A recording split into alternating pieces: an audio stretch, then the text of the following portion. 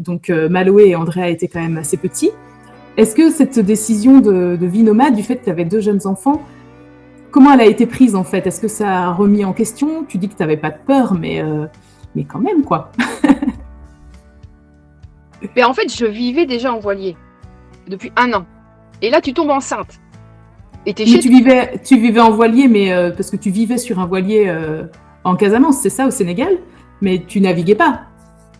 Alors, en fait, c'est comme des gypsies, tu vois. T'es un peu Ouais. comme des nomades. Et Ok. donc, moi, je suis partie de France. On a fait des petites escales. Et je suis tombée enceinte en Espagne, dans la Méditerranée. J'ai fait mon test de grossesse à Gibraltar, dans un seau, parce qu'on n'avait pas de toilette.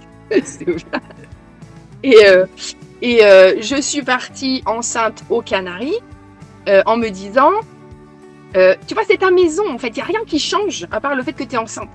Et tu as tes repères, et c'est comme si tu vis en roulotte.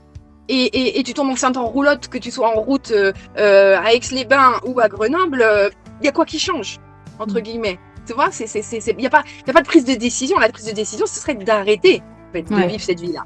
Ouais. Et donc, effectivement, je me suis posé la question en disant, merde, je suis enceinte. Tant que... alors, un autre atout que j'ai dans ma vie, c'est que mon grand-père était médecin accoucheur pendant des années à Meulan-les-Mureaux, directeur de clinique d'accouchement. Et il avait accouché tous ses petits-enfants et il répétait à tout le monde, être enceinte, c'est pas une maladie. Donc, tu vois, moi, j'avais ça. En plus, je suis kiné. Je me dis, j'ai une connaissance, une sensibilité par rapport à mon corps, même si j'ai pas de sécu. Je vais essayer de mener à bout tant que je me sens bien. Toi, je me suis dit, tant que je vais bien, je vais bien. Ouais.